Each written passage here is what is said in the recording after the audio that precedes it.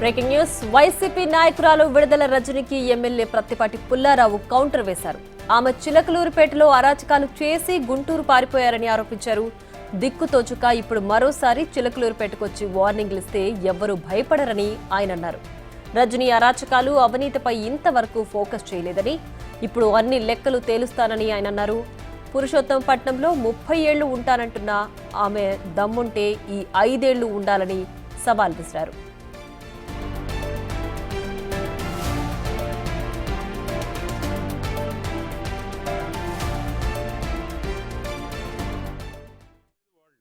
వాళ్ళకి రాజకీయాలు ఏం తెలుసా?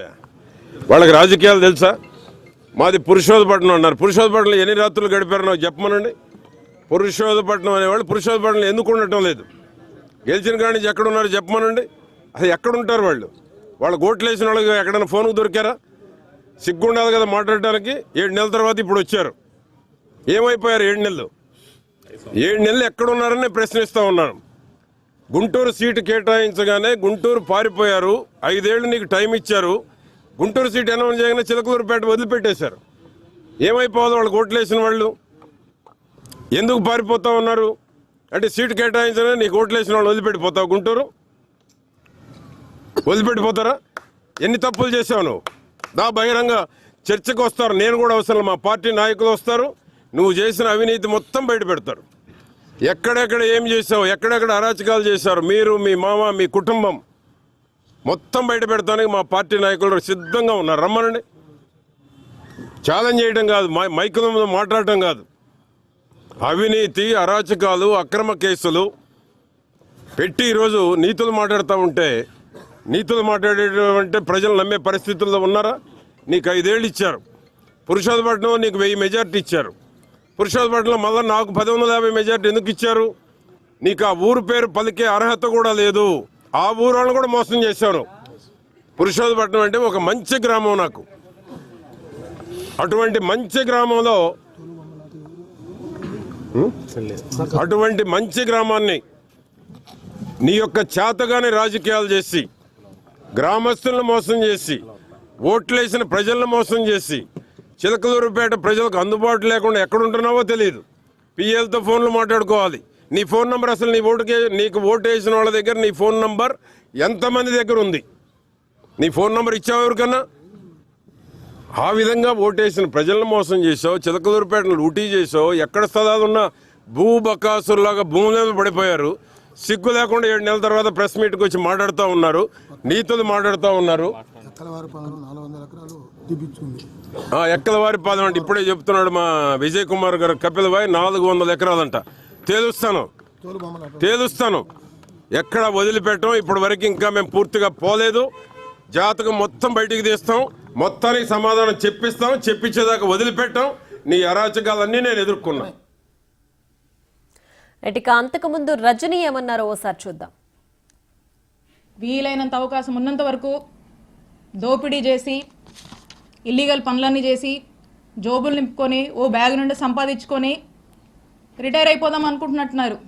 ఇప్పటి నుంచి మొదలుపెట్టినా నేను ఇంకో 30 నుంచి 40 సంవత్సరాలు రాజకీయాలు ఇక్కడే చేస్తాను.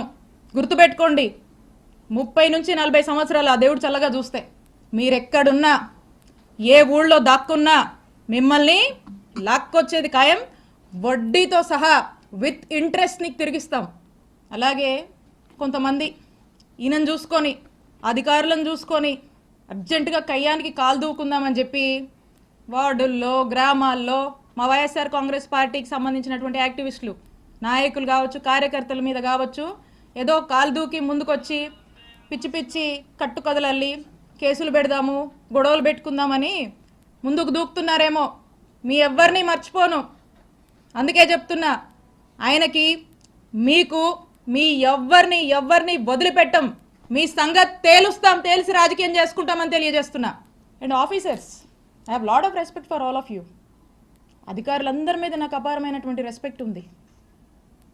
మీరు ప్రజలకు అవసరం వచ్చే పనులు చేయండి, ప్రజలకు 4 మంచి పనులు చేయండి, ప్రజలకు అండగా ఉండండి, ప్రజలు మిమ్మల్ని గుర్తించేలా మీ పరిపాలనని కొనసాగించండి.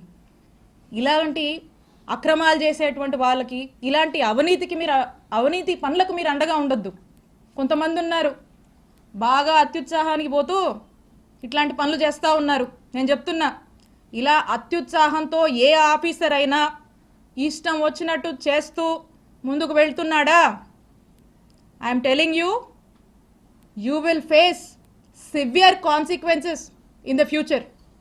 You are going to face severe consequences.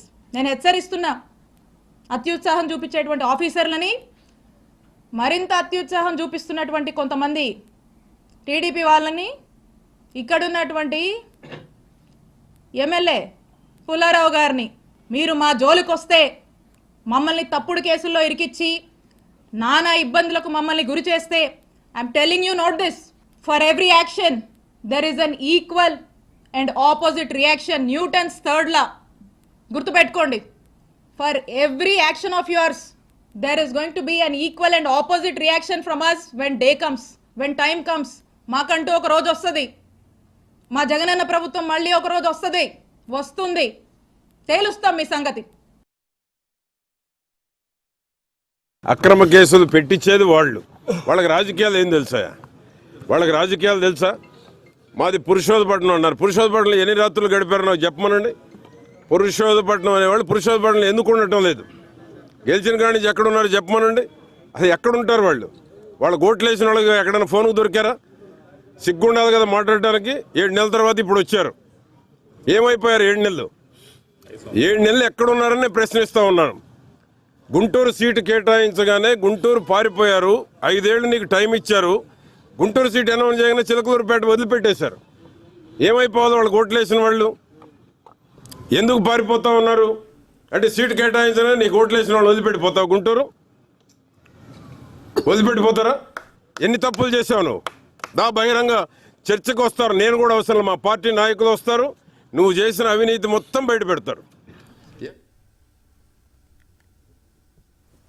Right, వ్యాఖ్యలకు సంబంధించి మరింత సమాచారం మా ప్రతినిధి సాయి శంకర్ లైవ్ లో అందిస్తారు. సాయి శంకర్, చెప్పండి. ఓవైపు విడుదల రజని 30 ఏళ్ళు ఉంటాను, దీనికి ఇంట్రెస్ట్ తో సహా తిరిగిచ్చేస్తాను అంటూ కూడా ఆమె వార్నింగ్ ఇస్తున్నారు. దానికి పత్తిపాటి 30 కాదు 5 ఏళ్ళు ఉండండి చాలు అంటూ కూడా ఆయన రివర్స్ కౌంటర్ ఇచ్చారు. ఏంటి ఈ వ్యాఖ్యల్ని ఏ విధంగా చూడాలంటారు?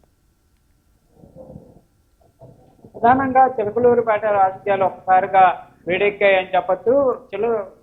విడుదల రజనీ పైన కేసు నమోదవడంతో ఒక్కసారిగా ఆమె అగ్రెసివ్ మోడ్లోకి వెళ్ళిపోయినటువంటి పరిస్థితి అయితే క్లియర్ గా కనిపిస్తుంది. మొన్నటి వరకు ఆమె మాట తీరుకు ఈ రోజు మాట్లాడినటువంటి మాట తీరుకు చాలా డిఫరెన్స్ అయితే క్లియర్ గా కనిపిస్తున్నటువంటి పరిస్థితులు ఉన్నాయి. ప్రస్తుతం విడుదల రజనీ మాట్లాడుతున్నటువంటి మాటలంతా కూడా గతంలో వైఎస్ఆర్సీపీ పార్టీలోకి రాకముందు టీడీపీలో ఉన్నప్పుడు ఆమె మాట్లాడేటటువంటి విధానం కూడా సేమ్ ఇలానే ఉండేది. చాలా అగ్రెసివ్ గా మాట్లాడేది.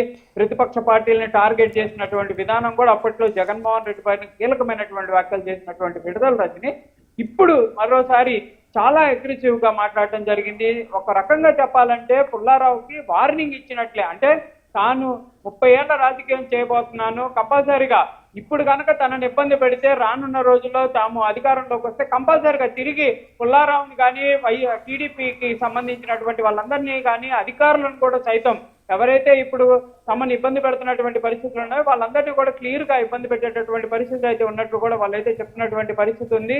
ప్రస్తుతం విడుదల రజనీ మాట్లాడినటువంటి వ్యాఖ్యలు అన్ని కూడా చాలా అగ్రెసివ్ గా మాట్లాడినటువంటి పరిస్థితులు అయితే క్లియర్ గా కనిపిస్తున్నాయి.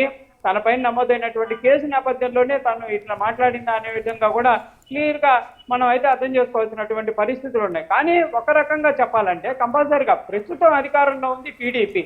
మరి ఈ విధంగా అంత అగ్రెసివ్ గా వెళ్ళడానికి గల కారణాలు ఏంటి? తాను మాట్లాడినటువంటి అంటే విడుదల రజనీ మాట్లాడినటువంటి మాటలు ఒకసారి పరిశీలించినా కూడా మరి అధికారంలో ఉన్నటువంటి పార్టీ పైన ఛాలెంజ్లు చేయడం అంటే ఒక రకంగా చెప్పాలంటే సాహసోపేతమైనటువంటి చర్య అనే విధంగా చెప్పచ్చు. మరలాంటి నేపథ్యంలో ప్రస్తుతం పుల్లారావు పైన చేసినటువంటి వ్యాఖ్యలు అనేది చాలా కీలకంగా భావించాల్సినటువంటి పరిస్థితులు ఉంటాయి.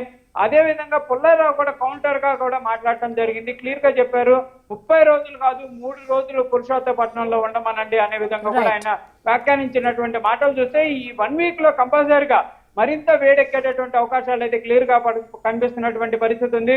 పురుషోత్తపట్నంలో కంపల్సరీగా తాను మెజారిటీ వచ్చాను, వారి సొంత గ్రామం అయి ఉండొచ్చు, తానే మెజారిటీ సాధించాననే విధంగా కూడా పుల్లారావు చెప్పడం, పురుషోత్తపట్నం వేదికగా ఈ 2-3 రోజుల్లో మరింత వేడి రాజకీయాలు జరిగేటటువంటి అవకాశం కూడా కనిపిస్తున్నటువంటి పరిస్థితి ఉంది. ఏదైనప్పటికీ కూడా ఒకప్పుడు గురు శిష్యులుగా ఉన్నటువంటి పత్తిపాటి పుల్లారావు, విడుదల రజని ప్రస్తుతం వ్యాఖ్యలు చూస్తే ఒక హాట్ టాపిక్ అనే విధంగా చెప్పొచ్చు. మరి రానున్న రోజుల్లో ఇద్దరి యొక్క రాజకీయం ఏ విధంగా ఉంటుందో చూడాలి. ప్రస్తుతానికైతే విడుదల రజని పైన కేసు మాత్రమే నమోదైంది, తనని అరెస్ట్ చేసినటువంటి పరిస్థితి లేదు, ఏమీ లేదు. మరి రానున్న రోజుల్లో పుల్లారావు ఏ విధంగా వెళ్తారు? క్లియర్ గా చెప్తున్నారు, విడుదల రజని అవినీతి మొత్తం బయటికి తీస్తాము, ప్రతి ఒక్క కార్యకర్త ఈ అంశంలో పనిచేస్తారనే విధంగా కూడా పుల్లారావు చెప్పారు. కాబట్టి మరి ఏ విధంగా ముందుకు వెళ్తారని చూడాలి. అదే విధంగా విడుదల రజని కూడా క్లియర్ గా చెప్తుంది, పుల్లారావుకి సంబంధించి అనేక అక్రమాలు జరిగాయి, నేను ఎక్కడా కూడా దృష్టి పెట్టినటువంటి పరిస్థితి లేదు, గతంలో ఒక్కరోజు దృష్టి పెట్టినా కూడా పుల్లారావు ఎక్కడికి వెళ్ళేవాడో అనే విధంగా కూడా ఆమె ప్రశ్నించింది. కాబట్టి మరి దీనిపైన వైసీపీ శ్రేణులు ఏ విధంగా ముందుకు వెళ్తారో చూడాలి. ఏదైనప్పటికీ కూడా విడుదల రజని చేసినటువంటి వ్యాఖ్యల్ని కంపల్సరీగా పుల్లారావు సీరియస్ గా తీసుకునేటటువంటి అవకాశాలు ఉన్నాయి. కాబట్టి మరి ఏ విధంగా ముందుకు వెళ్తారు? రానున్న రోజుల్లో కంపల్సరీగా విడుదల రజనికి సంబంధించి 5 ఏళ్ల పాలనలో జరిగినటువంటి అవినీతిని మరింత బయటికి తెచ్చేటటువంటి అవకాశాలు ఉన్నాయి అనేది కూడా చూడాల్సినటువంటి అంశంగా కనిపిస్తుంది.